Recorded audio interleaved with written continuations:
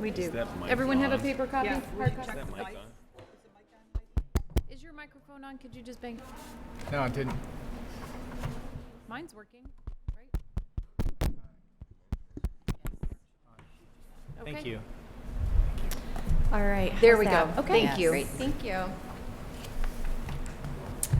And I got to visit Clarkston during a non-audit time. My daughter plays field hockey, and we came to Clarkston and played field hockey. So it's fun to see it from a different perspective as well. So you all were great hosts, so appreciate good. that as well. Did you win? We did win. Uh-oh. I wasn't going to bring that part Strike. up. but- Okay, X, okay. So, all right. So I just wanted to start off just kind of to give you a little year in review and the lens in which this audit took place. I think 2022 has been an unusual year. We're coming in out of COVID, and it's just everyone's kind of getting back to normal, and I think everyone in their real lives feels that way as well.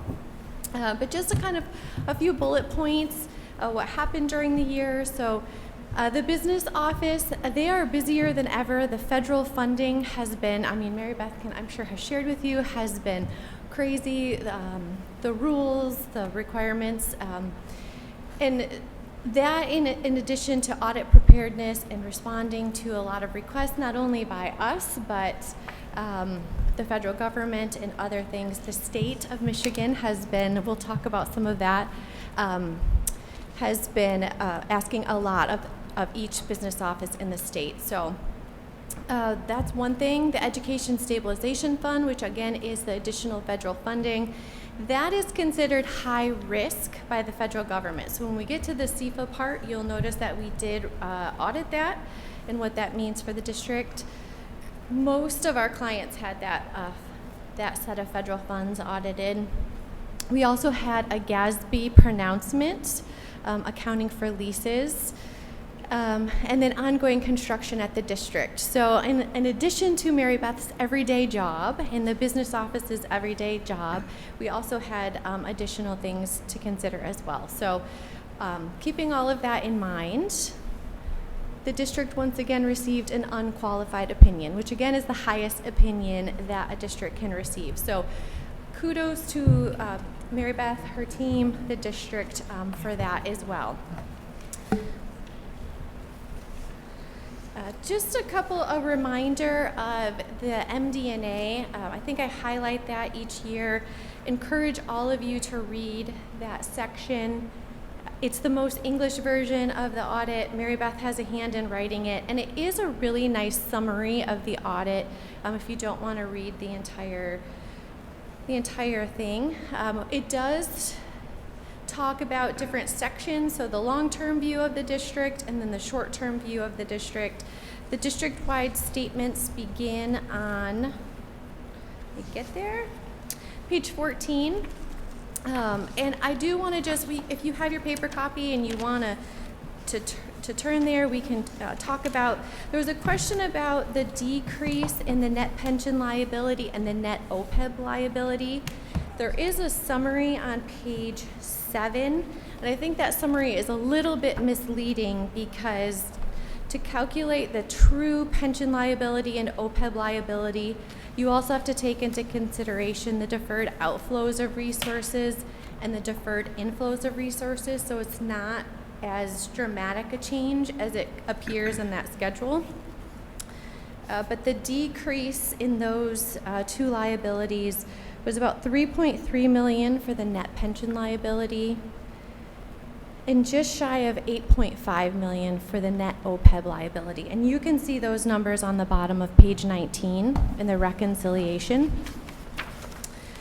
And the main reason for the decrease in that has to do with the investments. So the plan year end for pension and OPEB is as of September 2021. So if you remember, the market was doing well in 2021. I anticipate that when we get to this point next year, that liability will go up again because it's based on the investments and the earnings and the anticipated return on investment for a period of time. So, and just a reminder, those two liabilities obviously do not affect the general fund. They do affect the long-term view of the district, and every district that participates in the MIPSR's retirement plan is subject to that liability. So nothing that Clarkston can do or control for that, but just an overall. Does that answer? I'm not sure exactly who had the question. Does that help answer the question? Okay, perfect.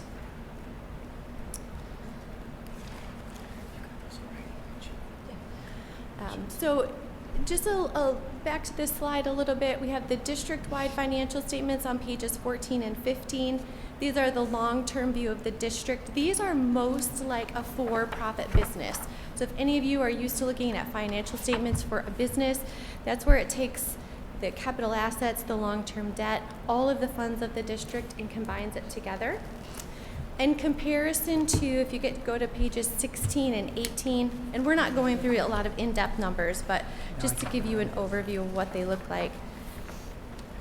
These are the statements of the governmental fund statement. So this is what you're used to getting from your business office. It's a more short-term view. It does not have the long-term assets or liabilities.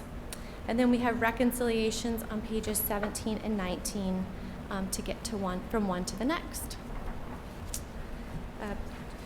Looking at page 18, this is the statement of revenues, expenditures, and changes in fund balance. And this is the general fund, which you are all very familiar with, the main operating fund of the district. And then you do not have another major fund of the district this year, so all of your other funds are combined into that non-major column. And the detail of that starts on page 74. There's 4 special revenue funds, 7 debt service funds, and a capital projects fund that is listed in that detail back there. Again, we're not going to go through all of it, but I'm happy to answer questions if any of them come up. So what matters to most districts is the general fund, the main operating fund of the district, and what that ending fund balance is. I happen to really like this chart because I'm a nerdy accountant who likes charts and graphs. But you can see that the fund balance has held steady and the last 2 years has increased. During the 21-22 audit time period, the general fund balance increased by about $2.4 million to just shy of $17.9 million at June 30, 2022.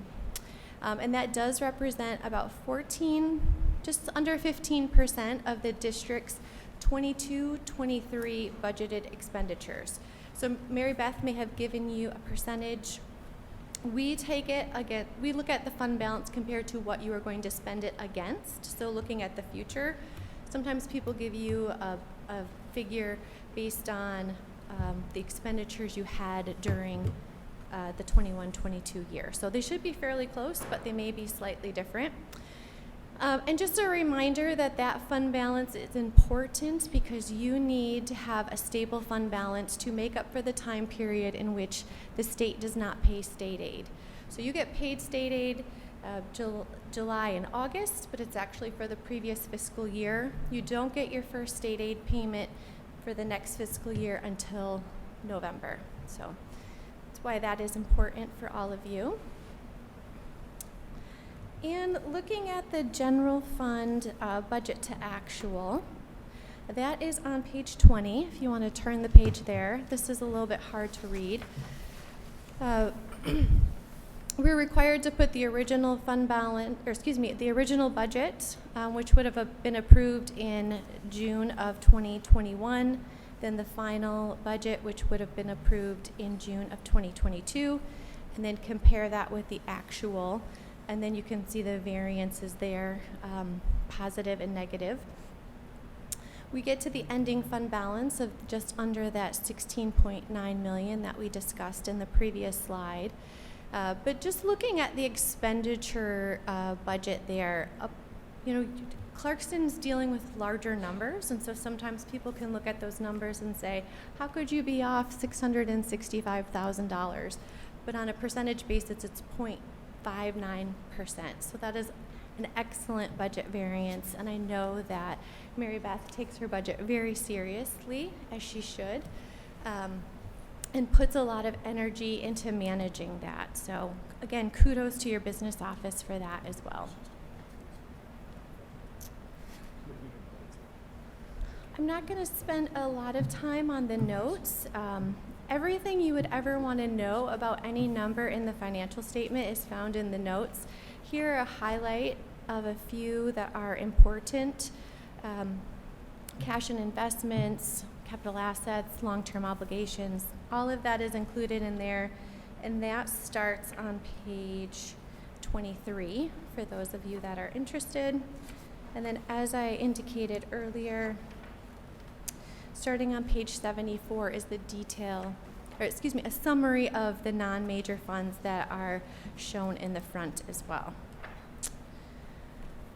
So we are going to move to the federal compliance audit, but before I do any of you have any questions about the financial audit that I can help answer? Trustees, any questions? All right. Okay, go ahead. All right. So all of you should have a little tiny audit included with your big audit is there. When we do the federal compliance audit, or it's called the CFA for short, that's the accountant terminology, we're looking at internal controls of your federal programs as well as the compliance of your federal programs. This is an area where a lot of districts can have findings. So again, when we see those two lines that say unmodified opinion, the district the district had an unmodified opinion, which is the highest opinion, and did not have findings. So again, kudos to Clarkston. I like to say that this little report is kind of the tail that wags the dog. There's a lot of time and energy and effort that goes into managing these numbers and can get districts in trouble. So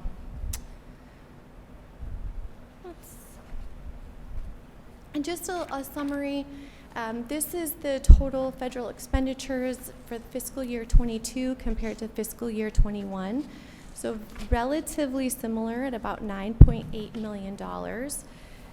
We look at the type A programs, which are programs that you spend more than $750,000 in a year. So in the fiscal year 22, you had the Education Stabilization Fund, Special Education Cluster, and Child Nutrition Cluster. And we have to audit every type A program once out of every 3 years. So it's on a rotating basis, unless the federal government tells us otherwise. So for example, the Education Stabilization Fund, or ESSER funds, as part of the CARES Act, that is considered high risk. And so everyone that received ESSER funds had to have that audited. So that is the major program that was audited for Clarkston. And then we had about 37% of total expenditures tested. So we don't test every major program. We would never leave if that were the case. So you can see last year we had to audit 2 major programs and had much more coverage. This year we just had 1 and had the 37%. We have to get at least 20% coverage each year. And that's it, and that's only if you're a low-risk auditee, which you have been and you continue to be going forward. So, any question? That's a very high-level view of the CFA. Any questions on that? Any questions? Lastly, I'm going to go over this letter here, which also should be in your packet. This is required communication from me as the auditor to you as the Board of Education. And this is where I would need to tell you if we had had major journal entries, if we had had disagreements with Mary Beth or her staff, and we obviously had no such issues, and that's listed there. We do have one comment in the letter, which you can find on the 3rd page. And I just wanted to kind of frame this comment. The state of Michigan, when they're working with the USDA funds, calculates what the fund balance should be in food service. And they say if you have a fund balance higher than that, you actually should be getting a finding. Most districts are having these excess fund balances in food service for a couple of reasons. Number one, during COVID, if you were part of the food service program, all students basically got free meals and you got reimbursed from them. You don't get to set the pricing. To a certain degree you do. You don't get to set the reimbursement rates. So a lot of districts were getting higher.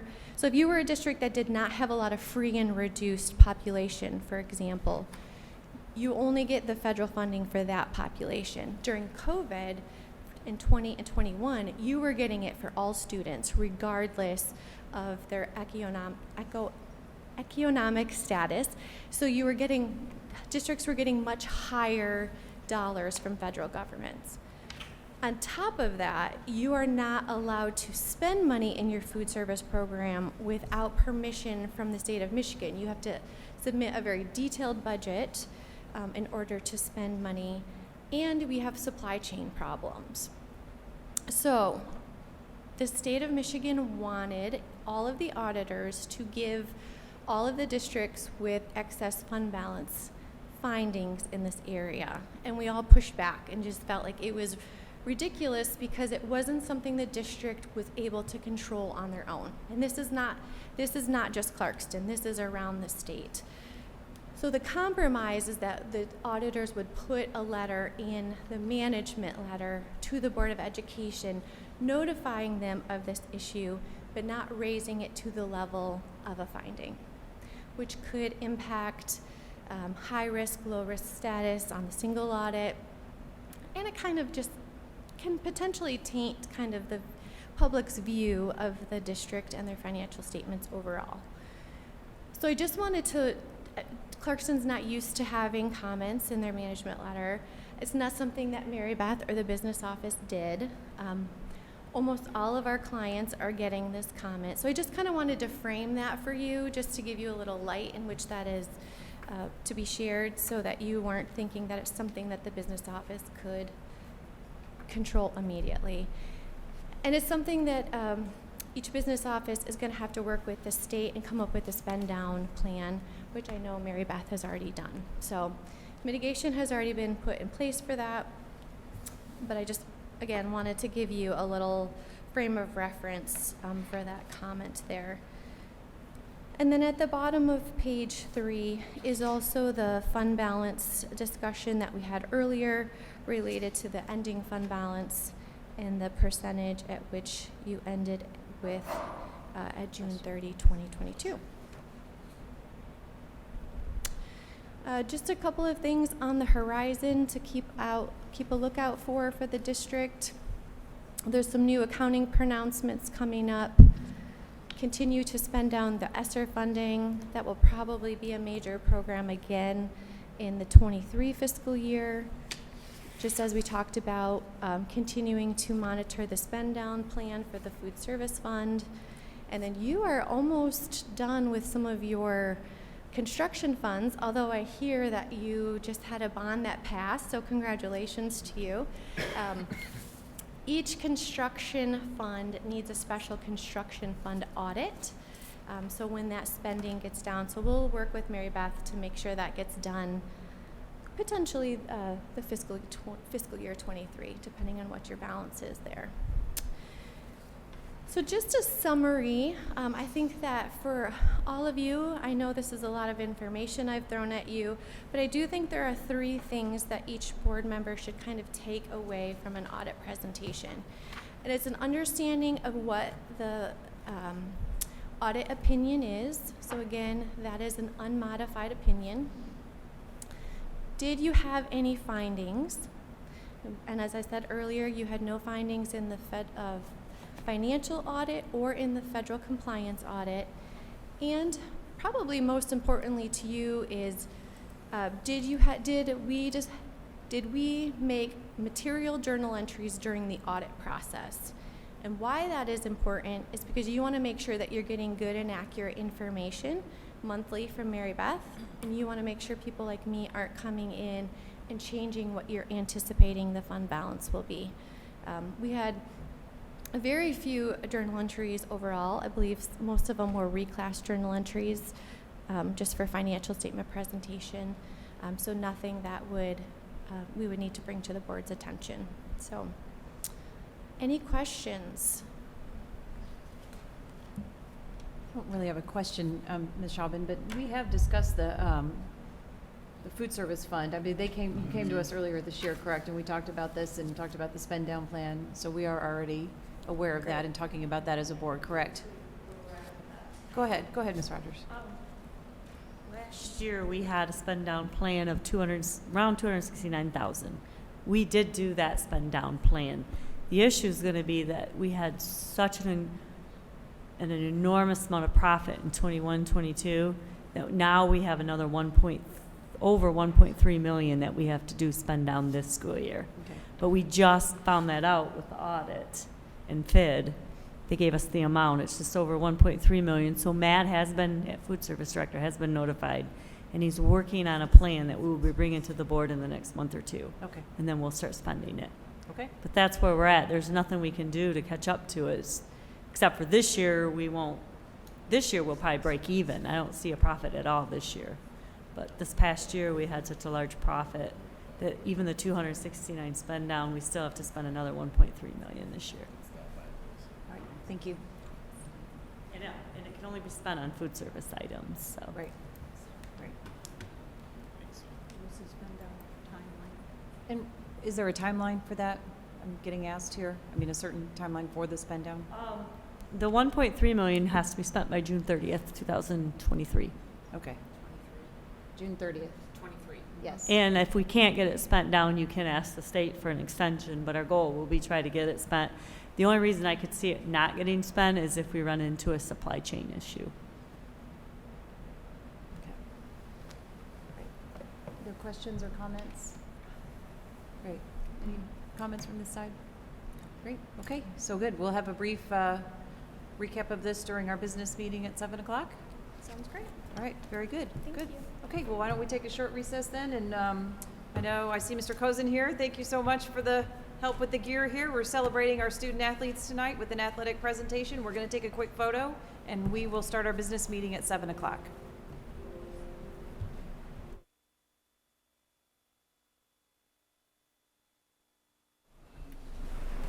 Pledge allegiance to the flag of the United States of America and to the republic for which it stands, one nation, under God, indivisible, with liberty and justice for all.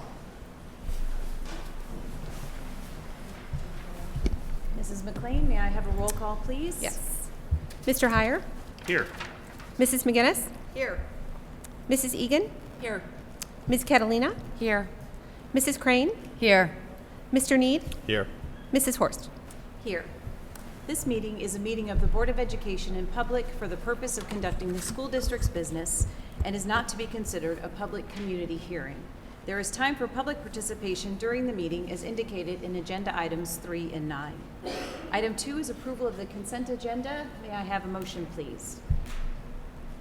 I move the Board of Education approves the consent agenda as presented. Support. Any questions or discussion? Mrs. McLean, may I have a roll call vote, please? Mrs. McGinnis? Yes. Mr. Need? Yes. Mr. Heyer? Yes. Mrs. Crane? Yes. Ms. Catalina? Yes. Mrs. Egan? Yes. Mrs. Horst? Yes. The motion carries. Item 3 is citizens' requests to address the board. You are given 2 opportunities to address the board. Under item 3.1, you can request to address the board about any topic that's on tonight's agenda. Under item 9, you are welcome to address the board on any topic. When making comments, please state your name and address. Direct your comments to Mrs. Kelly Horst, President. Each person may speak for up to 2 minutes. Per established procedures, the board will not respond to questions or interact with the speaker during public comment. Speakers will be limited to those who follow the correct procedure, so please fill out the sign-up sheet as directed.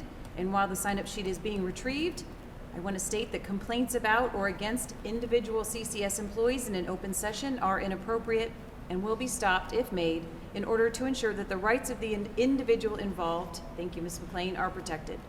Anyone who wants to make such a complaint or engage in such criticism must first contact the superintendent or his designee to determine the appropriate process for doing so.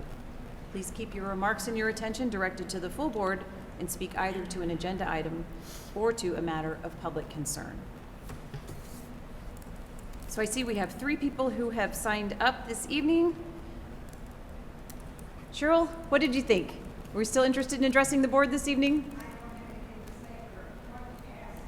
Okay, very good. Okay, then Ms. Sivers and Ms. Murphy, when we get to item 6.3, our resolution, then I will call on you both and we'll decide how we're going to proceed then, okay? Very good. We'll move on to item 4, our superintendent update. Dr. Sean Ryan. Good evening. Thank you, President Horst. First of all, to address for those in the audience tonight, the attire of myself and our colleagues is meant to bring attention and to celebrate the activity in athletics and all of our students who are involved in so many of these extracurriculars in Clarkston. We take great pride in our students and what they do outside of the classroom and in the classroom. And as you see across tonight, you have everything from our marching band on the my far right, your left, all the way to track, cross country, football, tennis, lacrosse. What's that? Swim and dive. And swim and dive. And that's just kind of a sampling of the myriad of different activities that are offered in Clarkston. And noting through this fall and seeing how hard our students have worked and have built character, have built the notion of hard work and being part of a team. You know, we take our extracurriculars as a great way for our students to not only expand on the experience of their time in Clarkston, but to make stronger friendships, connections with each other, connections within our community. For those of you who were either at a volleyball game match this past week or at the football at our stadium hosted this past Friday, saw an entire community of 8,000 plus individuals from our community coming out and coming together. And I think there's not a greater way to really celebrate our children by when our community comes together as a community to focus on our kids. And I think right now, no time, probably more than ever in my career as an educator, looking for the positives, looking to find unity and finding a way to rally around our children is job one. And to even bring some special highlights this evening. First of all, last Saturday, I had a great opportunity to go with the marching band down to Ford Field for their state competition. And whether you know it, they get there pretty early. The first flight of which our students participated was before 7 a.m. That they were walking the streets around Ford Field and then performing a little after 7 a.m. Great field, amazing experience, and even the entire half of Ford Field was filled up with an audience that early in the morning, cheering, getting part of a really great show of all the work that the kids put in. So I tip my hat to our marching band, and I appreciate everything they've kind of brought to the table. Additionally, our volleyball team last week claimed their second regional title in 3 years, and now are moving on to playing Bloomfield Hills, Marion tomorrow night. Our varsity football team won a nail-biter literally in the last seconds of the game this past Friday, beating Rochester Adams 36-33. The team moves on to play Caledonia this Saturday in Lansing, and we'll be advertising and sending out reminders both for volleyball and for football. Our young women and our young men who are part of these programs definitely deserve our applause and support. Over the weekend, changing venues, one of our FTC robotics teams, the Sasha Brawlers from Sashabaw Middle School. That's right, the Sasha Brawlers. Sasha Brawlers, I have to try to say it 3 times. Competed in a state qualifying tournament and won as part of the Winning Alliance. These students have qualified for the state tournament. And the Clarkston Junior High Drama Club this past weekend put on an awesome performance of Aladdin towards packed houses throughout the weekend. They did an amazing job. And also I want to tip my hat from our elementaries to even our junior high today, across Clarkston and the celebrations we did for our veterans.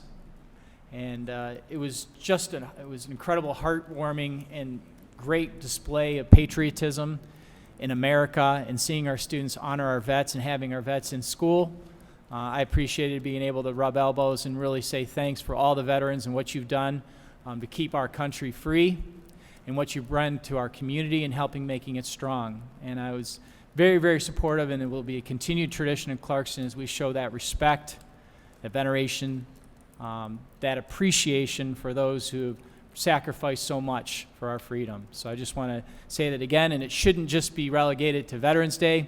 It should be something we do year-round to appreciate those individuals. So I want to say thank you again for our community for stepping up, and appreciate the time. Thanks, President Horace. Thank you, Dr. Ryan. We'll move on to presentation items. 5.1 is the November 8th, 2022 election results. And I know Mr. Lucido had Yep. family business tonight, so Mrs. McLean? Ms. Oh, Greenreed. Mrs. McLean stepping in. Thank you. So these are the results of the November 8th, 2022 school bond and board election as reported by the Oakland County Clerk's Office. Our bond passed. There were total number of votes was 23,849. Yes votes were 12,646. No votes were 11,203. There were 2 board seats open. The following were the results of that. Amanda Love received 9,545 votes. Cheryl McGinnis received 8,713 votes. Greg Need received 7,975 votes. Christy Giampetroni received 6,543 votes. Kathy Paul received 2,422 votes, and there were 73 unassigned write-ins for a total of 35,271 votes. Therefore, Mrs. Love and Mrs. McGinnis have been elected to those 2 6-year terms, and that will begin January 1st, 2023. All right, thank you very much. Item 5.2 is our athletics update, and our athletic director, Mr. Jeff Cozen, is here this evening.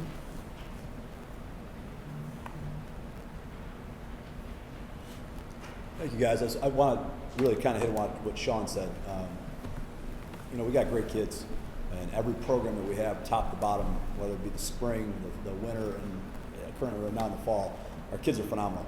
And we could not do it with the support that we have within our community. I totally agree with you. You know, everything you said is exactly who we are as Clarkston Wolves, I guess.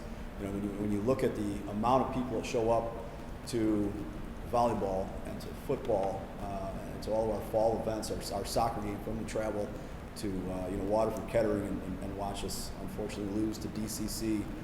It's just the amount of kids that come out and support other schools and other sports within our thing is just awesome. So couldn't agree with you more. So just want to really kind of touch upon things that we do here at athletics.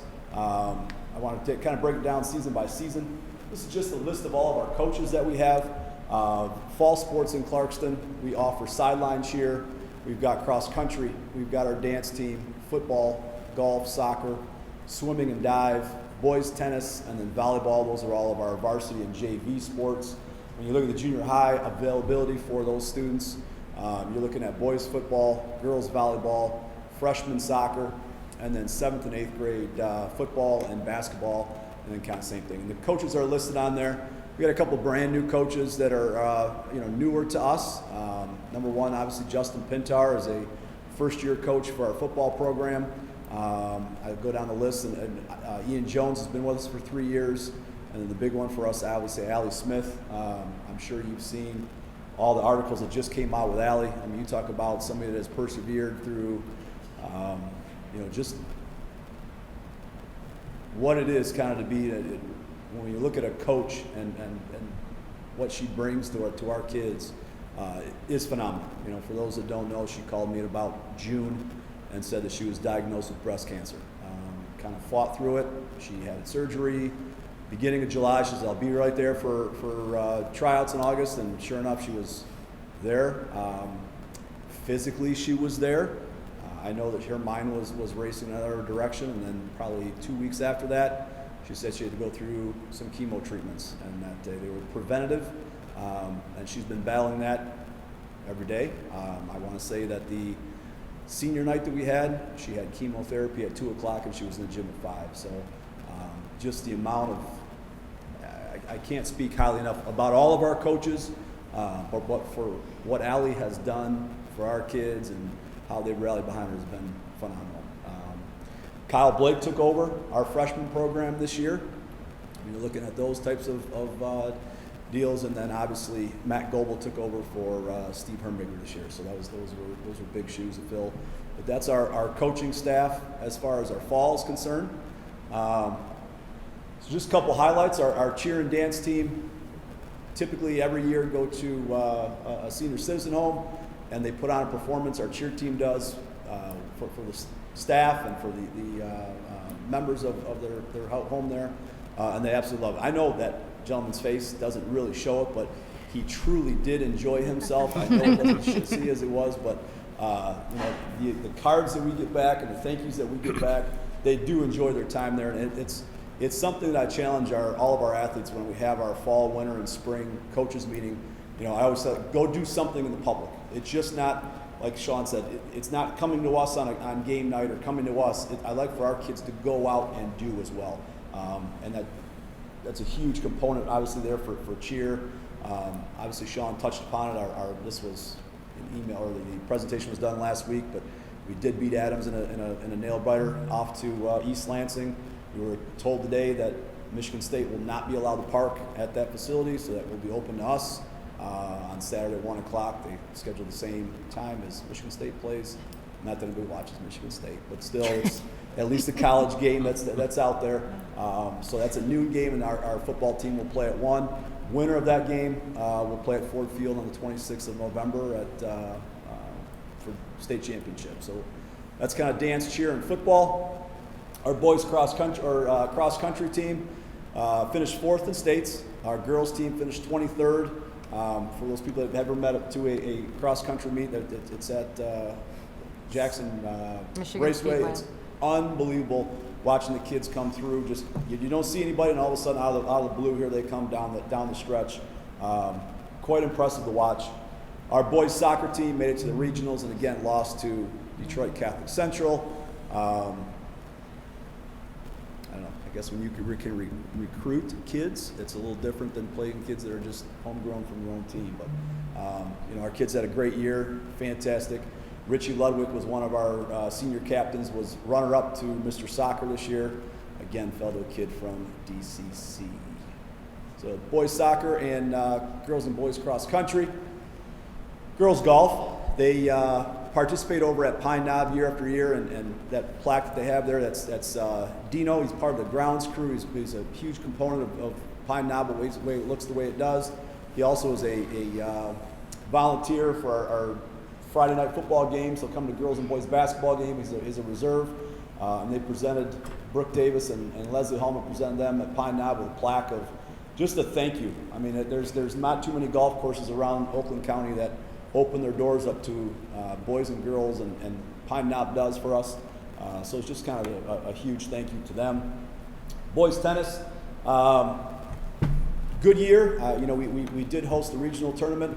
This is the first year, I think, since I've been an AD that we did not send anybody to states. We were very, very close, a couple matches, but just fell short to Bloomfield in that regional thing. So that was our girls golf, our boys tennis. Girls golf did send somebody to states. I want to say it was 2 under par the first day, and then the wheels fell off second day, and I think she finished 14th or 15th, which is still decent for the states there. Swim and dive. Just finished up their Blue League Championship.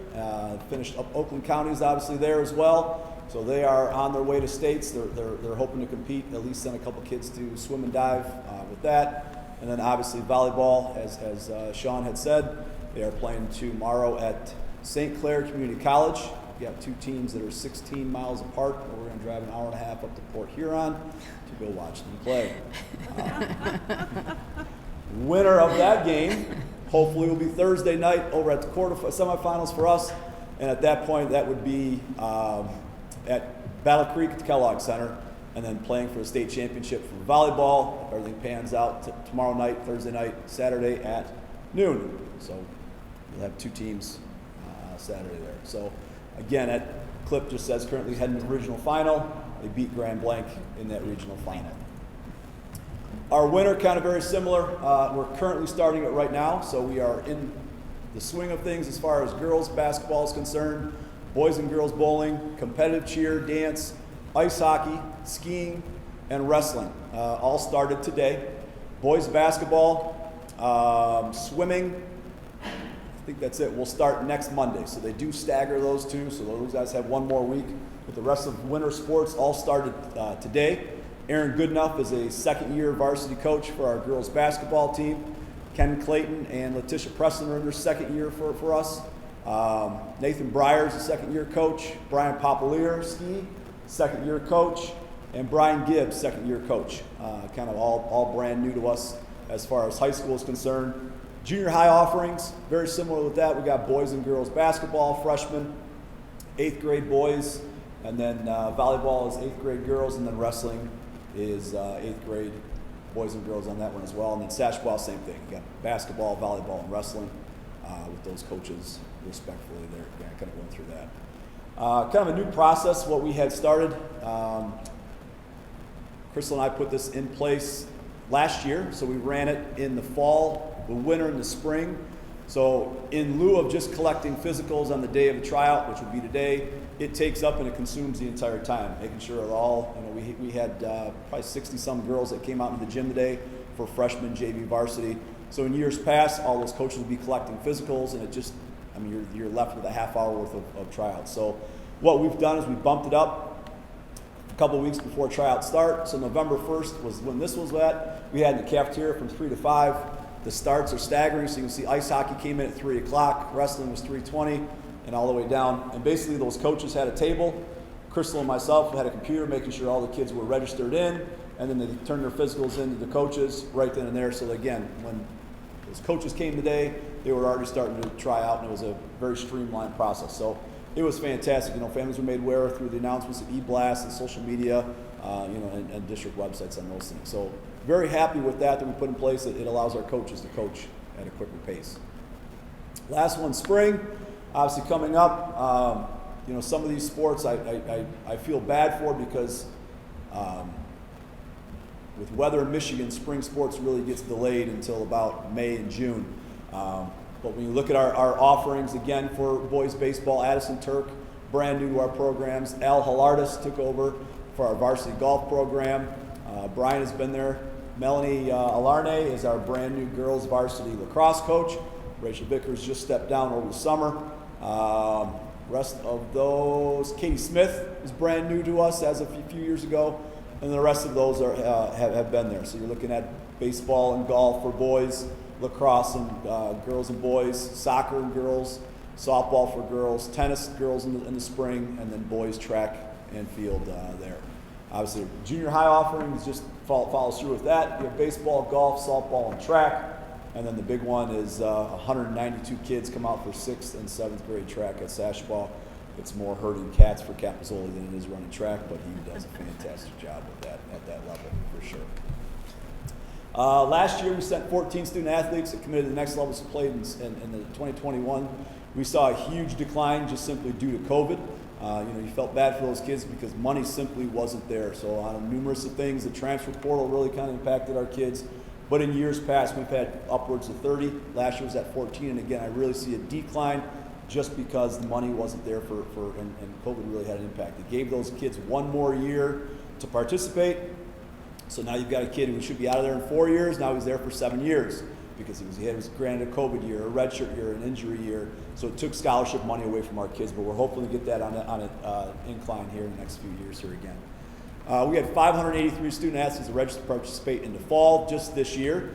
That's only 9th through 12th, so it did not include our 6th, 7th, and 8th graders inside of that. Our 6th graders can participate in middle school athletics as long as it is a non-cut sport. So wrestling they can participate in, and then track and field are our two big ones. We don't want to take opportunities away from those 7th and 8th graders. And then currently we have 200 new registrants for the winter season. So again, you could have some of those 583 that will repeat and play another sport in the winter, but now we have another additional 200 in the winter there that will add to our numbers on there going forward. Obviously something we've added this year, our academic achievement recognition, and this is kind of coming off of voices that I've heard for the last few years from parents just when they go to banquets and they hear other families from Oxford and Lake Orion and Rochester, how come we don't recognize our scholar athletes? And I listen, and this is what we've kind of done moving forward with that is we've created an OAA Scholar Athlete, so we've looked at anybody with a 3.5 or greater.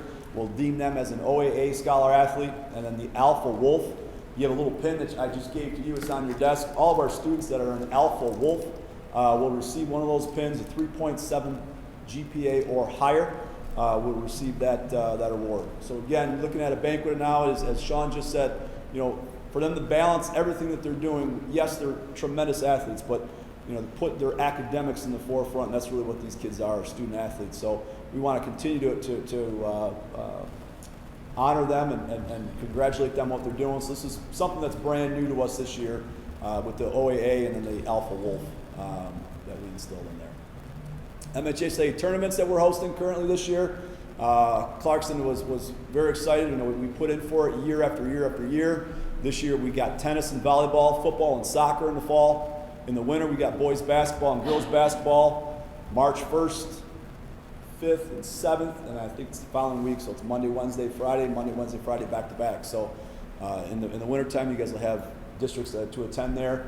Then in the spring we just put in for boys lacrosse regional, and then we also got the semifinals for lacrosse there as well. So good stuff. Again, in order to show off what we have here in Clarkston is a huge reason for doing those things. And that's it. Follow us on Twitter and Facebook at Clarkston Athletics. Excellent. Questions at all? Mr. Cozen, I feel like I saw recently a survey go out. Maybe this was MHSAA, Yep. surveying middle school age, junior high age. Is this about, are they looking at possibly new sports? They do, and I'm so glad you brought that up. They'll send out probably every 2 or 3 years, and it was sent out to our middle school program, our junior high, and they ask our high school kids as well. And everything that's on there from bass fishing to fencing to, I know it's a big push. We're in talks right now with the OAA about possibly bringing boys volleyball to a MHSA sport here in the spring. So I know we're still in talks if the OAA is going to look to do that and move into that. But they take all of those surveys and they do just that. Like, we're looking to create a water polo or a figure skating team. Some of them are quite humorous. There's bags, so they're bringing in tailgating games as part of the MHSAA. I don't know if those will ever fly, but they just want input of if this were an offering, what would they do? Okay. So that is exactly what that survey is. It's just getting if this were to happen in Michigan, how many kids would be interested in offering those types of things? Interesting. Okay. Any other questions or comments for Mr. Cozen? Thanks. I mean, to me, the success we have is tremendous, and I know we're a large district and we have a whole lot of students here. But I would guess Mr. Heyer and I were talking about this recently. It hasn't always been this way, right? I mean, we haven't always enjoyed this level of success, and we're sitting here representing teams. I know 3 of us. Mr. Heyer with his football jersey on. I'm wearing volleyball. We have swim and dive. We very specifically wanted to represent teams that were still competing. I mean, we're looking at, possibly several state finalists here in the next, few days. So, I mean, this is really a tremendous time to be a Wolf. And you're right. And all these players I know, and these coaches really push the academic success there. Several of us having had students and still do have students that, that participated in athletics. I can speak firsthand that they had coaches that all really pushed them to be tremendous students first, and then successful athletes, as well. So it's a tremendous program. I'm really grateful that you came and gave us all an update. I don't think we do it enough, and I'm really glad for the partnership that we have here and the support we have for athletics in our district. Absolutely. Thank you very much. Appreciate it, guys. All right. Thank you so much. We'll move on to 6 action items. 6.1 is approval of personnel changes. May I have a motion, please? I move that the Board of Education approves the personnel changes as listed on the attached sheets. Support. Are there any questions or discussions for what is on the personnel report? Seeing none, all in favor say aye. Aye. Any opposed? The motion carries. Item 6.2 is approval of a new course, Heritage Spanish A for grades 9 through 12. May I have a motion, please? I move that the Board of Education approve the new course, Heritage Spanish A, with resources and materials in the amount of $2,825.66 as presented. Support. Any questions or discussion from the board?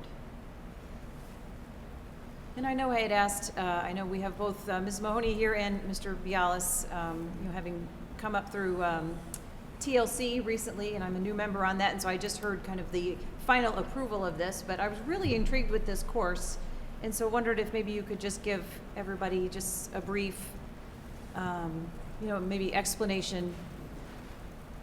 I'm kind of looking at both of you. I don't know who wants to take it, but so I really think it speaks to kind of, the changing, student population here and what their needs are and how we're meeting it. And I think when we think about our strategic plan and we think about the students in our audience and our student-focused learning, this definitely is in response to supporting and guiding and teaching our students. And so I'm going to ask Daryl to speak to this because he just did a beautiful presentation in terms of the needs, in terms of world language, and I'm super proud to have this course being offered. Thank you very much, and good evening. As you saw in your board packet, the curriculum that is presented for this course, we're very excited about it because of the fact that it will address a need that many of our heritage speakers of Spanish have had for as long as I've been in the district, and this is my 25th year. Placing a heritage speaker into a traditional Spanish course is usually not appropriate because they come to us with a level of proficiency that is usually higher than any course that we currently offer. And so over the years, we have seen students that have a desire to further their learning in their heritage, their native language, but yet they're coming into a course that is designed for non-native speakers to acquire a second language, where they're looking more to enhance their native language. And so we've never really had an appropriate course for heritage speakers of Spanish. And it's nice to know that with our student population changing, that we now have a sufficient enrollment and interest in a course like this, that we're able to now meet those students' needs. And so I look forward to seeing this course develop over time and be able to have us as a district meet not only their world language requirement for graduation, but also their needs as a human being in being able to communicate more effectively in their own native language with people that are important in their lives. So I think that this course will do wonders for a certain demographic of our students, and potentially down the road, non-native speakers of Spanish that have a certain degree of proficiency that are looking to challenge themselves even further. So while this is a one-year course, we do look at adding additional, we'll call it levels. You'll notice that this is labeled as Heritage Spanish A, because the course pathway that we're setting up for our students is not something that is sequential. You wouldn't have to have, say, level 1 and then a 2 and a 3 like you do in a traditional language setting.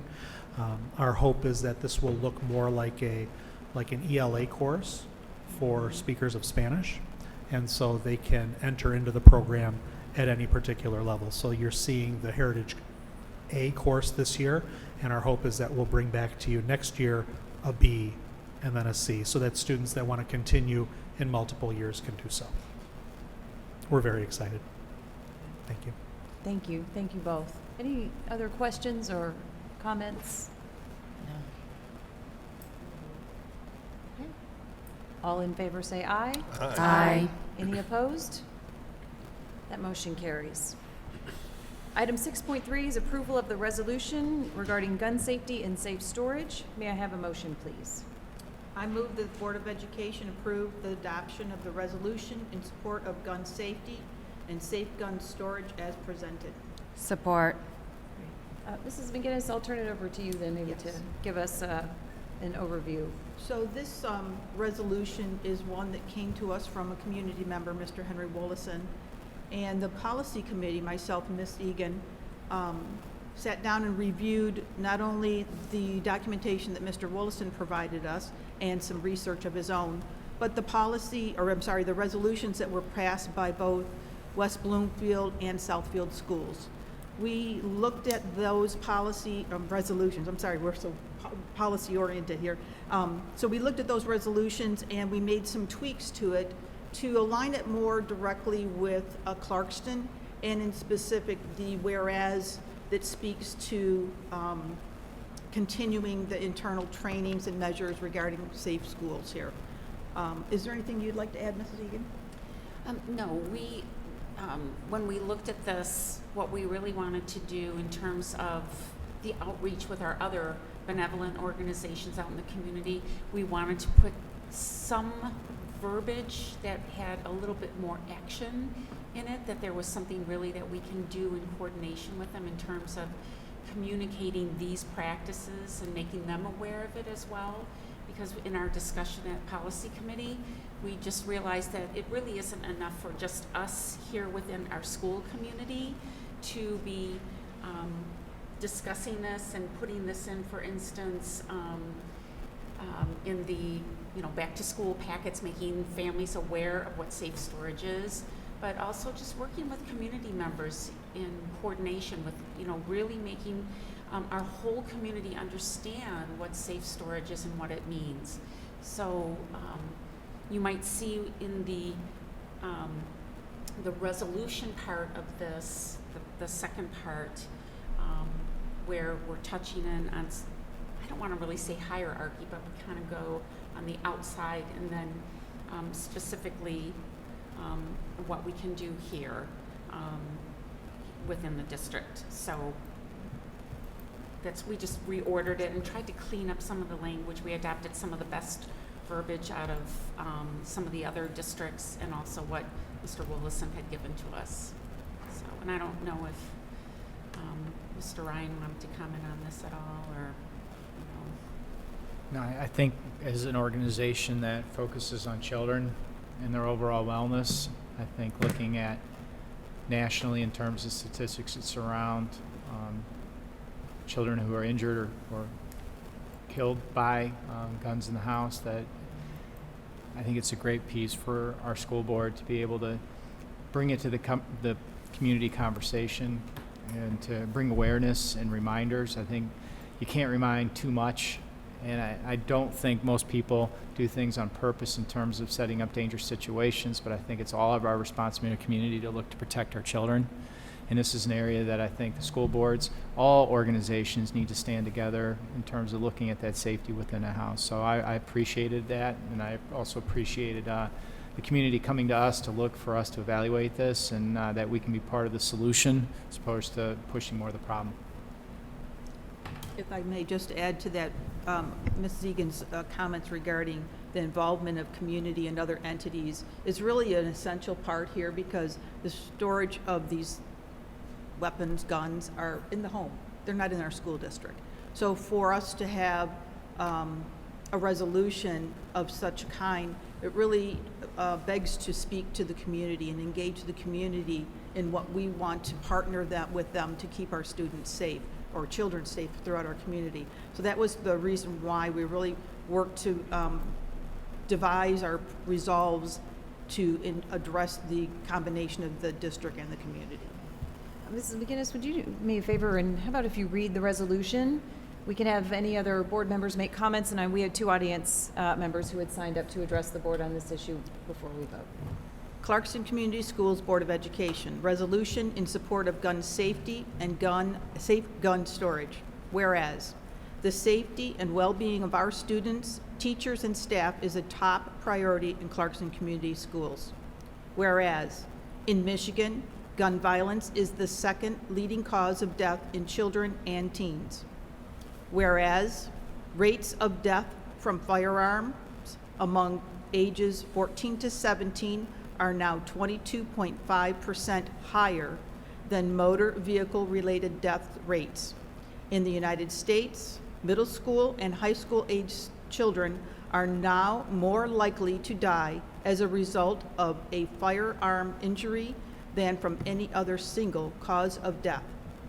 Whereas, according to a report from the United States Secret Service, in incidents of gun violence on school grounds, 76% of attackers acquired a firearm from the home of a parent or another close relative. Whereas, every year, roughly 350 children under the age of 18 unintentionally shoot themselves or someone else. Whereas, nearly 22,000 Americans die by firearm suicide every year, including over 950 children and teens. Whereas, research indicates that 47% of firearm owners who have children living in their homes do not safely store or at least one of their weapons. Whereas, evidence strongly suggests that secure firearm storage is an essential component of any effective strategy to keep our community safe. Whereas, keeping students, teachers, and staff safe from the threat of gun violence should be the responsibility of all adult stakeholders within our school district. Whereas, in order to continue with preventative measures to increase student and school safety, we must act now.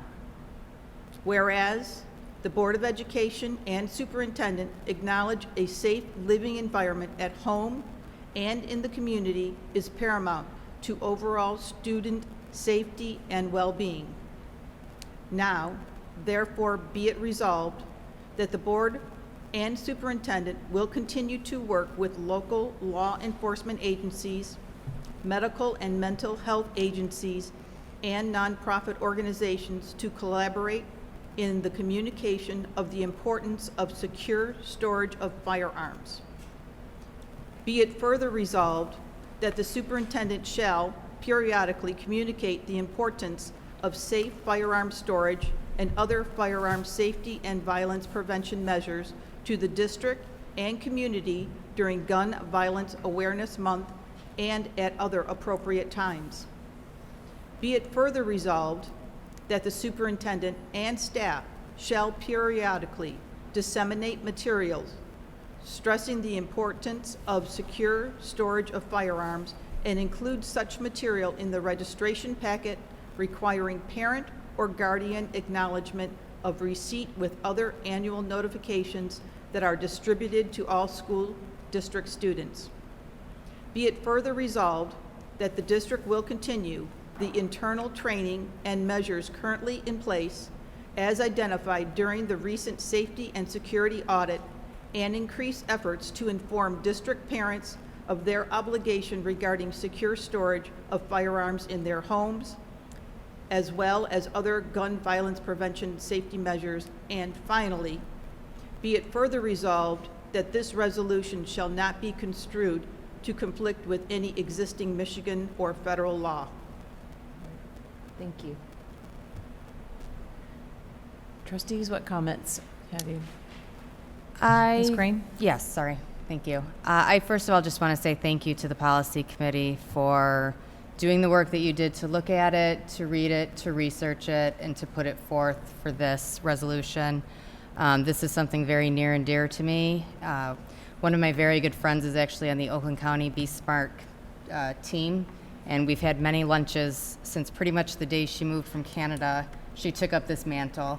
So we've had a lot of conversations about this, and to finally see it here makes me very happy. So I wholeheartedly support it. Any other comments right now from the board? Okay, I would like to just say that was very difficult for me to read. Mm-hmm. Because I also have had the occurrence of this in my family. So I hope that our community looks to work with our school district to keep our kids safe and educate them. If you see it, say something. It's extremely important. Thank you, Mrs. McGinnis. You know, I saw a video today, Sheriff Bouchard, he just shared a message today about school safety, and he actually was speaking directly to students, and he was working with our Oakland ISD superintendent to share this out. And he told students just that message: if you see something, say something. If you hear something, say something. And he was also reminding students that if you make a threat, we will treat it as a crime. And even if you think it's a joke, no matter what your intent is, we're going to treat it as a crime. And I read this resolution again today, and I thought, really, the intent here is to reinforce that partnership between law enforcement, between our schools, between our homes. And it really is. I think you've all alluded to this, that the safety of our students is the responsibility of all of us. And seeing that message from the sheriff today reminded me of that as well. And so I read this and I thought, this isn't a judgment about guns or about gun ownership. This is a statement about the role of our parents and our guardians in this partnership. And so I would just say plain and simply, what this says to me is that it's a plea from us, from our schools, that if you have guns in your homes, lock them up. That is about as simple and a direct a plea as that I can make from the seat that I sit up here. And so that's what I read when I say that I want to support this resolution. So with that, I would like to call up Ms. Jacqueline Sivers? Kelly's going to go first. Okay, then I will call up Mrs. Kelly Murphy. So Mrs. Murphy, if you will state your name and address, and I know that you are reading by proxy. We had another citizen who had contacted us, Lisa Vichik, thank you, who had also suggested to the board that we consider this resolution, and so she was unaware that this was already in process and had intended to come speak to the board tonight and took ill today. So Mrs. Murphy, congratulations. You were put on the spot to read on her behalf. So, I'm reading on Lisa's behalf tonight. I appreciate that. If you'll please state your name and address, and you'll have 2 minutes. Okay. I'm Kelly Murphy. Address, meaning my home address? Or? Yes, please. 6937 Oakhurst Ridge Road, Clarkston, Michigan, 48348. Thank you. Please begin. I'm here to speak in support of the safe storage resolution that the board has drafted for Clarkston Community Schools. The draft includes some important statistics in the resolution, most which bear repeating. Firearms are the leading cause of death among American children and teens. 4.6 million children in the U.S. live in a household with at least one loaded and unlocked gun. Over 75% of school shooters acquire their firearm from the home of a parent or close relative. Nearly 700 children living in the United States die by gun suicide every year. More specifically related to our local community, it's been almost 1 year exactly since the unthinkable tragedy took place in Oxford High School, setting off a cascade of copycat threats across the state. In the past month, numerous threats of gun-related crimes have been investigated in Oakland County High School, junior high, and even elementary schools. Sheriff Broussard states that there has been a steady increase in these threats across Oakland County. The common thread in all of these incidents is that there has been unsecure firearms found in these children's homes. Gun safety is an adult responsibility, and it's up to us, parents and adults, to protect our children from harming themselves and others. Their lives are at the mercy of safe storage, practices of our community, and more we recognize or normalize these conversations about safe storage and the role guns play in homicide and suicides, the better our chances are preventing future tragedies. Be Smart is a gun ownership neutral organization that promotes responsible gun ownership and aims at reducing child gun death. The campaign focuses on education and awareness about child gun deaths and secure gun safe storage. I brought handouts from Be Smart as examples of the types of information that can be regularly distributed to parents throughout this year. I implore that the Clarkston School Board approve this safe storage resolution. Commit to routinely disseminating gun safety information such as that from Be Smart to parents in the community, and continue seeking out ways to increase safety in our schools. Thank you, Mrs. Murphy. Thank you for your comments. Appreciate it. Okay, Jacqueline? Same thing. Please state your name and address, and you'll have 2 minutes. Thank you. My name is Jacqueline Sivers. Due to my occupation, I would rather not put my full address on the record, but I assure you I'm a Clarkston resident, and I did fill it out on the I have it form. here. Thank you. Okay, thank you. I echo and adopt everything in Lisa's statement. I am here today to implore you to not only adopt this resolution, but to use it as a launching point in your work to spread the secure storage message across our district to protect our schools. While necessary, sending out one email or a handout is just the start. It is just the minimum, and CSD families and staff deserve more than the minimum. Our kids deserve all of your efforts. You need to add a Be Smart link or a U of M infographic to your website. You need to post and send out articles on safe gun storage. You need to offer presentations on Be Smart at parent-teacher conferences, PTA meetings, orientations, tabling at school events, suicide awareness events. You have a plethora of Be Smart volunteers at your disposal, including Sky Teton. You need to follow and implement the findings of Prosecutor McDonald's Gun Violence Commission. School shootings are preventable. That research is clear. Secure gun storage is one solution that everybody across all parties can and should support.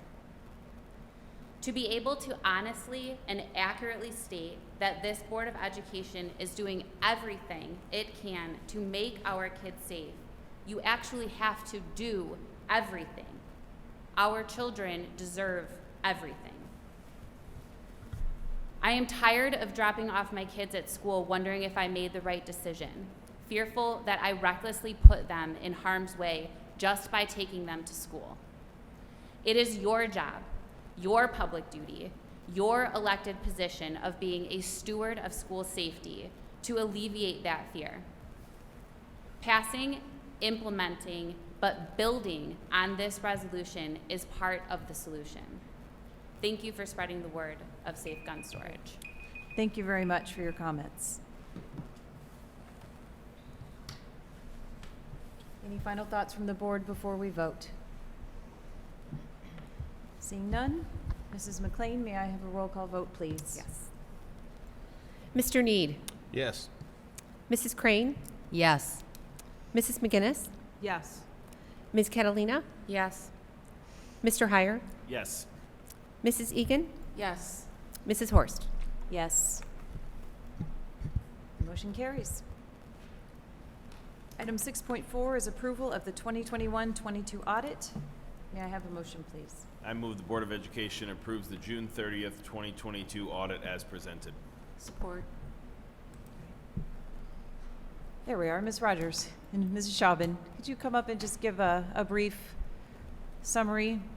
Although I know we had a more in-depth workshop at 6:30, but for those who may be watching online and any new audience members who've joined us, if you could just give us an overview of findings, please. Yes, absolutely.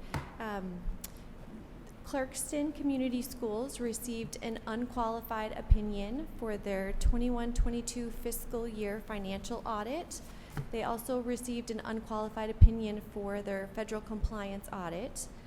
The general fund balance increased by $2.4 million to get to a balance of $16,888,764 at June 30, 2022, which represents 14.86% of the district's 22-23 budgeted expenditures. And I think it's worth noting that there were no audit findings found in the financial audit or federal compliance audit, and there were no material journal entries that were required to be reported. So all in all, a great audit. Appreciate Ms. Rogers and her team and their dedication to being prepared and having everything tied out before we get there. So certainly appreciate that. Any questions I can help answer? Like you said, I know we did go over it in a great detail. Yeah, great. Questions? All right. Thank you very much. Thank you. Okay, we have a motion and second on the table to approve the audit. All in favor say aye. Aye. Aye. Any opposed? The motion carries. Item 6.5 is approval of the CEA contract. May I have a motion, please? I move the Board of Education approves the master agreement between Clarkston Community Schools and the Clarkston Education Association as presented. Support. Any questions or discussion from the board?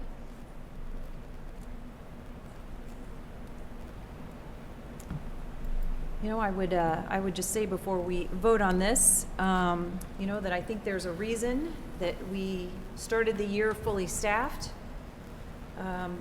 with teachers when other districts were struggling to fill those positions. Dr. Ryan, our administration, our building principals have created a culture here in Clarkston that our teachers, that other teachers want to be a part of.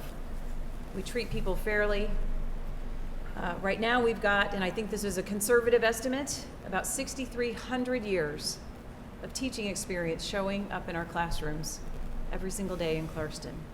And they are the best of the best. They know how to connect with students, how to inspire them, how to celebrate learning and growth in all forms. We value and we respect our teachers. We appreciate them. And we appreciate Mr. Lucido, Mr. Bialis, the Accord team that works tirelessly to get agreements like this done. And I'm ready to vote. Madam President, Mr. Heyer. if I may, in my role of talking to people all over the state with MASB, I am constantly sort of pinching myself at how good we have it in Clarkston compared to how it is in a lot of other places. And I think, you know, the collaborative relationship we have is really a model, you know, for other districts to follow. We've done presentations and we've tried to share that model, and we've tried to be collaborative with other districts as much as possible. But truly the premise of it's a problem for you, it's a problem for me, model that we've had over decades now, you know, really is a great thing for our community. It's a great thing for us as a board. It's a great thing for our teachers. And I mean, when we say professional staff, I mean, we treat our teachers like professional adults, and they act and participate with us like professional adults. And I think having experienced, I think all of us have had experience with students in the classroom. I mean, it's a real thing. You know, with teachers showing up, they're passionate about what they do. They're constantly innovating. We ask a lot of our teachers, and they continue to outperform our expectations. And so, you know, obviously there's an agreement that sort of outlines some of the logistical pieces of that, but the environment that we have and the culture that we have goes way beyond certainly a master agreement. And I think our process speaks to that, our culture speaks to that, and I credit really all of our teachers, our EA leadership, our administration, and even our board in being supportive of the process. Thank you, Mr. Heyer. Other comments? Okay. Just want to add on again, just to reaffirm the process and to give my appreciation for Mr. Bialis and Mr. Lucido and the work of the entire Accord team. It's a tremendous effort they put in to work out agreements, and I'm very happy that we were able to come to a 3-year agreement with some stability and predictability moving into the near future. So again, I appreciate everybody who's involved in the process. I know it's not easy, and my thanks. All right. Thank you, Dr. Ryan. All right. All in favor, say aye. Aye. Any opposed? The motion carries. We'll move on to our report items. 7.1 is our monthly finance update. Mrs. Rogers.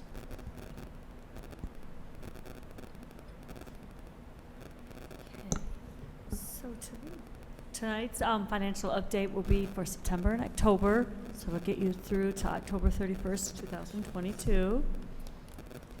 And our budget to actual revenues at this point are just under 17%, with the majority of that being our summer tax collection that we do at 100%. And our budget to actual expenditures are at 23%. And our fund balance, I updated the spreadsheet or a presentation to show now an audited fund balance since we got our audit today. So it is at 16.89 million like you've seen.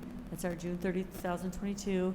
And this time of year, you'll always see you can watch the graph. You always get a 3-year graph of our fund balance from month to month. And every year, this time of year is when you see the big drop. It'll go back up as the year goes on. But it is at 11.67 million due to we haven't received our state and federal revenue at this point. I mean, we only have received 8.7% of our state revenue, and we're a third into the school year. We've only received 5% of our federal revenue.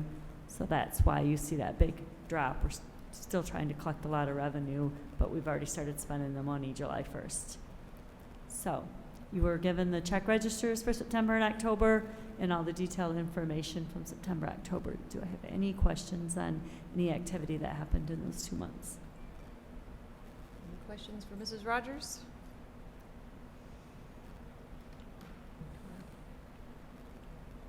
Fairly familiar with the time of year and how this operates now Yeah. until we start getting money right from the state. So, okay. All right. Thank you very much. Item 7.2 is the MASB Annual Conference Report. And when the board attends professional development conferences, it's part of our policy to come back and report to our community on our takeaways. And so, let me just start at one end. Mrs. Egid, I'll look this way and we'll just go down the row. How's that? Okay.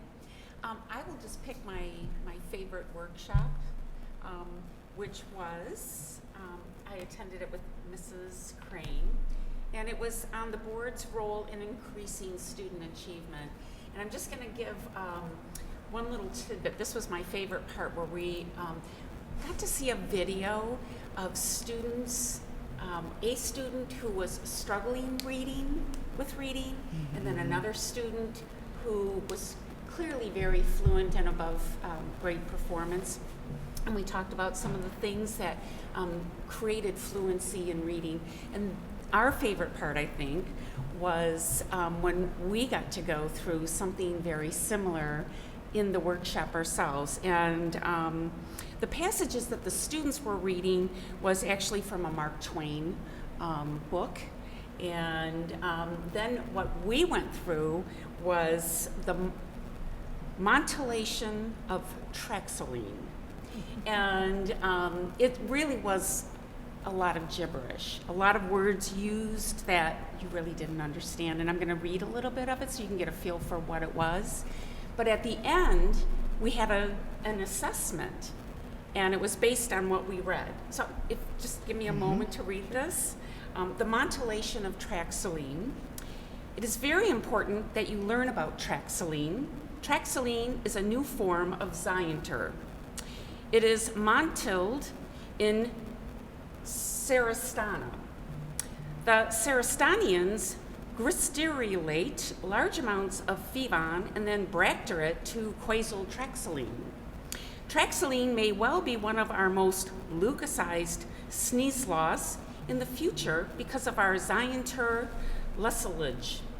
So clearly, if you read this and then you read the actual assessments behind it, even though nobody knows what these words mean, we really could, just from reading it with impression, this cadence of poetry and how you would read a sentence, and understanding just sentence structure, we could actually pass the assessment. But what this really pointed out is where kids struggle with reading, because sometimes they get fixated on a word they aren't familiar with. And so we not only have to help them build their vocabulary, but also understand sentence structure and then how to read with real fluency and emotion. But in any case, that was just an example of what we went through in this workshop, and it really was interesting and intriguing. But it helps us as board members then when we hear some of the updates on our strategic plan and some of the activities going on and what's happening in teacher professional development. It kind of gels for us. It puts it into perspective. So I just wanted to share that one. And then I think I had two favorite big sessions, and I won't talk too much about them, but one was using the 7 lenses for understanding, which I honestly thought when this speaker started, I thought, this sounds really dry, the first few minutes. But then all of a sudden, it just really opened up the way to consider other people's perspectives and maybe the combination of the dominant lenses that we use when we see things. And then the other one, of course, was Because I Said I Would. Yeah. And that was just heartwarming and I thought it was just I thought the whole conference was really good. But I always find it interesting when we go to workshops to hear some of the things that we're doing. You know, you go to these sessions and it really reinforces what we're doing so well in Clarkston. And I just always come back re-energized and feeling we're doing things not perfectly perfect, but we're pretty darn good at what we do here in Clarkston Community Schools. So anyway, those were my big takeaways. Thank you. I probably have never expended so much energy in a 4-day period as I had at this particular conference. I was especially excited to just sharpen my parliamentary procedure chops during a riveting 45-minute debate on 3 separate words. That was maybe my favorite part, along with the duplicate resolution that was not a duplicate but withdrawn anyway. That may have been my favorite part. I thought it was great. I talked to more school board members from around the state than I had probably ever before in my life, and it was great to hear other perspectives, see what other people have going on, share best practices. I hope I did an excellent job of putting Clarkston on the map in a positive and professional light, as I think we deserve. I was very impressed with our breakout session that Mrs. Horst and Dr. Ryan and yeah, I was going to say Mrs. Crane. You looked like you couldn't remember. She's already pointing at herself. He's forgetting me. The 3 of you did a great job in organizing some information that I think we can all learn for. And I mean, every district is in a different place, and you know, as we're in a very positive place with a cohesive leadership team right now, it's our turn to sort of share that. And you know, when we were in less of a positive place, it was our turn to do more learning, I think, and bring tools back. And so I thought it was overall an excellent kind of thing. I attended more sessions and dealt with more things than ever before, and I thought it was great. Thank you all for coming. I appreciate the support, and it's nice to know. I guess a complete aside, one of the things that I'd like to push statewide is the adoption of a bylaw very similar to the one we have that says, you know, you get on the board, you will get certified. Because I think, you know, given the research that's out now about board professional development leading to increases in student achievement, it's very clear that that is something that could go to great lengths, you know, to really have an impact across the whole state. So that's something that I have put on my back to really push forward the rest of this year, and expect more good things as we continue. Thank you. I attended a full-day workshop presented by the Michigan Council of School Attorneys. It was quite riveting, to say the least. There were various segments throughout the morning and afternoon. A couple of the topics were parental rights and freedom of religion, personal curriculum, conflicts of interest for board members when you're voting on certain issue kind of stuff. I also attended several workshops centered around mental health challenges in the district, and a collaborative approach to student mental health. But my most inspired session was the Because I Said I Would. So I put over on the table a brochure from the presentation, and some wristbands and a couple promise cards. So this young gentleman formed a nonprofit organization spearheaded by the unfortunate passing of his father, and he started promising people things. He promised to walk from the southern tip of Ohio in 10 days to Cleveland, to the house where 3 women were held captive for over 10 years, and he fundraised throughout that time. And he was working as an IT specialist, and he continued to just inspire things that were going on in the community and promise people things. So initially those cards were, he would write a promise and give it to somebody. When he fulfilled your promise, you gave the card back. And it became a trend that surpassed his wildest dreams when one day at work he came back from lunch, and there was a note on his desk that looked a little unusual, delivered by the interoffice mail people, and he opened it up and read it, and the notice was quite telling that a person who wrote this said, "You saved my life." And that day he decided he could no longer continue to work and do the work he was doing as an IT specialist, and he made an appointment to talk to his boss, to let his boss know that he was going to quit this beautiful job that he was making good money with. And he went in and he just said, and handed her the letter and said, "I want you to read this." And she didn't get but a couple lines down the letter and said, "How did you get this note from my daughter?" And the room was dead silent. And she said, "These envelopes are the envelopes on my kitchen counter, and this is my daughter's handwriting."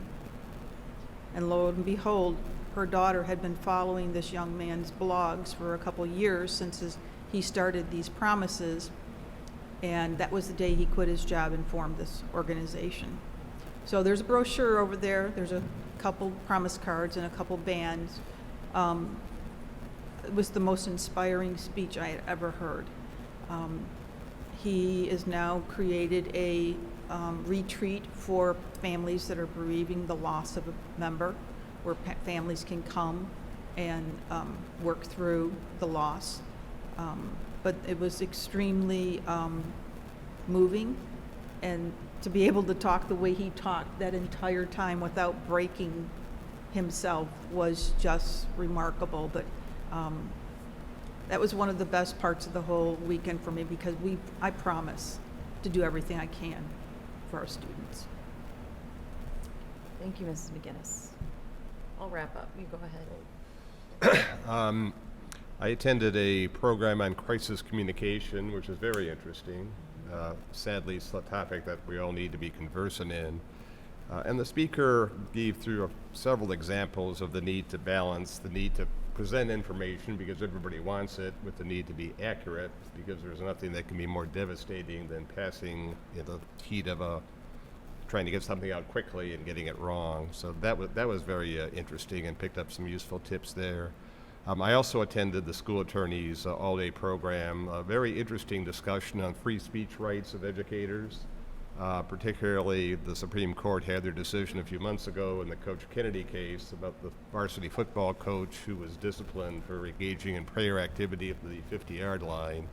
And there is, I guess the seminal point was that teachers and coaches and administrators don't leave their First Amendment rights at the schoolhouse door, that they have certain rights. They are constrained in many areas, but they do have certain expression rights that can't be constrained. So I thought it was quite an interesting program.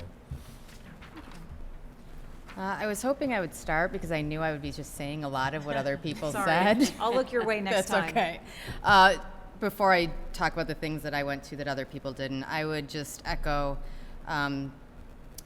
because I said I would, and anyone who's watching or listening, I would encourage you to Google Alex Sheen, and it's because I said I would, and watch his TED Talks and just listen to his one story on why he is now doing what he's doing. It was incredibly inspiring, and I mean, I think everywhere I looked, people were crying, they were laughing, and it was moving. And I would encourage you to take some time and just learn a little bit more about it. Just to add on to what Mrs. Egan said about the all-day pre-conference workshop that we attended, I also had on here to talk about that particular, because it was just, we learn as, high-achieving readers and, educators, we learn from context. So even in a gibberish paragraph, we can answer questions. Our questions might also include the gibberish, but we're answering. And so when you can't even really get off that one word, you're not getting the bigger picture. And so that's something that I think we've worked on with our MTSS and just all of that. The other thing that really stuck out to me in that workshop, and this just goes to something I've said so many times, a lot of these things just show me how well we're doing here. So they did a lot of surveys, and in the vast majority of high-achieving districts, the board administrative teams had amicable relationships, and all the boards were satisfied with their superintendents. This one is also very important, and these are very important words, I think. In high-achieving districts, students in those districts were viewed by board members as emerging and flexible, whereas in low-achieving districts, students were viewed as limited by characteristics such as income or home situations. And I think here in Clarkston, we tend to view our students as flexible and emerging. And I think that's something that we've all worked on bringing out. So that was one of the things that I took out of that. So the other one that I went to that I really did want to talk about, I attended a session called Amp Up Student Opportunities. And this kind of dovetails into Mr. Cozen's presentation. Although it doesn't seem like a sport, there are some interesting statistics here. A lot of the things that they shared we were already doing in opportunities, but there was one big one that I think Clarkston could and should research and hopefully adopt, as I think it would serve a lot of students. As many of you know, my middle son is attending college on an esports scholarship, and it is huge. It is upcoming. There is a Michigan High School esports league with one-day conferences and state-level championships. But the statistic that really stuck out to me is that of the 54 teams that are in the state right now, 45% of those kids that joined those esports teams had never before joined a single school club, team, or anything. And this gives kids an opportunity to be involved in school activities, to earn a varsity letter, to be part of a team that they may not have ever wanted to do before. So I do have information on that, and I was really moved by it. Thank you so much. And I know Ms. Catalina had an emergency at the last minute that prevented her from attending, so I'm sorry about that. But I'm sorry I missed it. I know. So, well, I benefited from the legal workshop that Mr. Need and Mrs. McGinnis attended, because they came to me with some questions about how we were handling some of our public comment procedures. So I was able to take that back that came out of their session and confer with our district council. And for some of you who attend our meetings regularly or who watch regularly may have noticed that the language I used changed a little bit tonight when we announce our public comment. And I'm glad to say that our council has affirmed our procedures, but did, based on the comments and what you've learned and some of the evolved thinking, change that language a little bit, so to make it more clear that while this forum is not the appropriate forum for criticisms and of individual employees, he wanted us to make it clear that there is redress for that. It's just not done in our public forum. So we changed our language that tonight for anyone who was listening and noticed that there was a slight difference there. So we've made that a little more clear, and that was one, I think, very actionable takeaway that came out of MASB. So I do listen when my colleagues come to me and say they think that maybe we can improve how we're doing things. I did also enjoy that mental health clinic, that workshop. I mean, clearly we have many resources that we offer here, but to see them all sitting at one table, the counselors, the psychologists, the social workers, and talk about how they all interact and reinforce and the roles that they all play, was one of those aha moments, right? When you go and you think, yes, we have it all in Clarkston, but I mean, there was really power in sort of sitting there and seeing and hearing how they all act together. So I really enjoyed that. I also took 2 CBA classes myself, a budget anatomy class and an ethics and action class. And so I think that was a fun class to take. The ethics in action obviously was example after example of maybe unethical or questionable behavior, and then a lot of really rich discussion about where maybe poor choices were made. But I think the real highlight for me, and I'll just end on a fun note, was Mr. Heyer, who, if you haven't gathered, is was chaired the conference as in his role as president of MASB, and introduced his board colleagues at breakfast one morning to a room of what, 1,000 people? Something like that. Let's just say that. And when he introduced me, he called me the Madam President. And so as I walked around the conference for the next day and a half, people would stop me and say, "Oh, you're the Madam President," which is a joke because that's what my best friend here in Clarkston calls me. And in fact, that's how she has me in her phone, and that's how she emails me as MP. And so that's kind of a little joke between us. And so I got to tell her that for 2 days I really was called the Madam President by strangers all across the And state. furthermore, I told everyone that she made me call her that. and Which there is was not no true. other way to Which is address not that. true. Which is not true. Untrue. But it was funny. So I think you get a sense of yes, the camaraderie that we have, and I think we do convey that. And it is nice to know that there is research out there that says that this level of camaraderie and this level of collaboration does impact positively what we do here in And our on that district. note, that doesn't mean we always agree. I mean, we have plenty of times when we disagree, but like we're able to find the commonality and the common solutions, which I think makes it so powerful. That's why he's sitting here in a football jersey, my friends. But we disagreed on whether he should wear the coat over. That is true. Oh my goodness, we should probably move on. Okay. We're gonna live this one for a while. Item 8 is discussion items. There are none tonight. Item 9 is citizen comments. Citizens are welcome to address the board on any topic at this point on the agenda. Mr. Bialas, would you do me a favor and just take a look at the table right there and see if anyone has signed up on the blue sheet? Oh, Mrs. Mahoney's doing it. I usually just look and see if whoever's closest.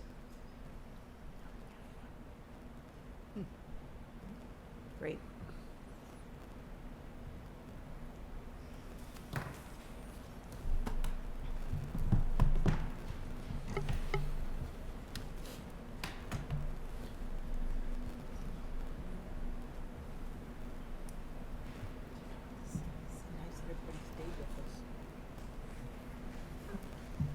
Thank you so much.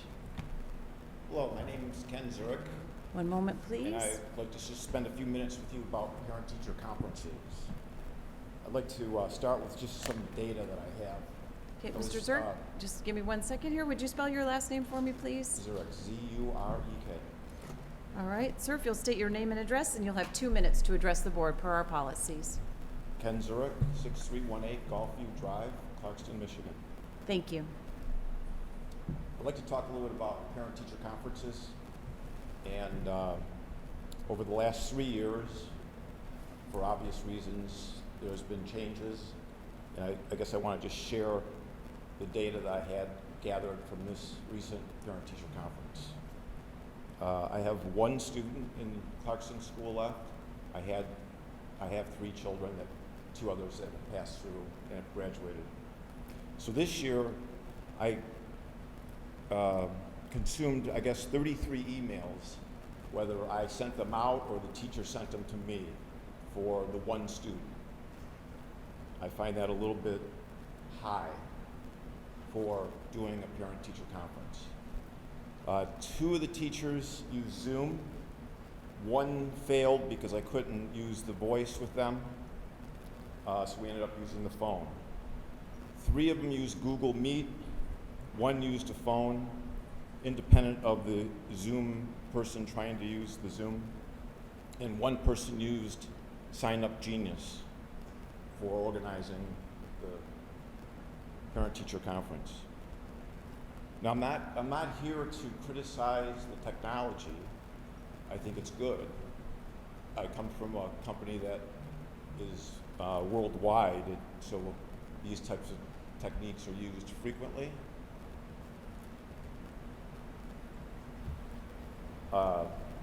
I wish I would have gathered some data on the time slots that from the moment the first email goes out that says we're going to have parent-teacher conferences, and if the teacher needs to contact you, they'll contact you. And I wish I would have put a clock, in a sense, from that point to the point where I finished all my emails trying to get communication to the teachers.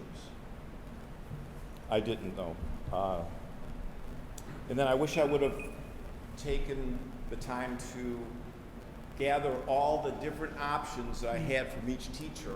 You know, I could go Friday afternoon on 3 teachers, and Thursday afternoon on 2 teachers, and you know, there's a collection of other smaller increments of time.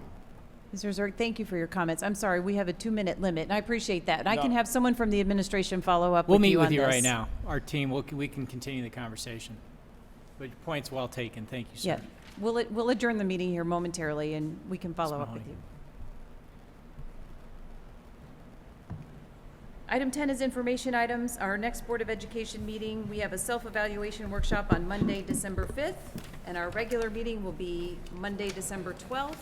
Trustees, I will be sending you the link for the MASB tool tomorrow with the timeline for filling that out. What time on What the time 5th? is it? 7 o'clock. We're meeting at 7 o'clock on Monday, because I've already heard from some people who have a conflict, so to meet earlier than that. Okay, so 7 o'clock on the 5th.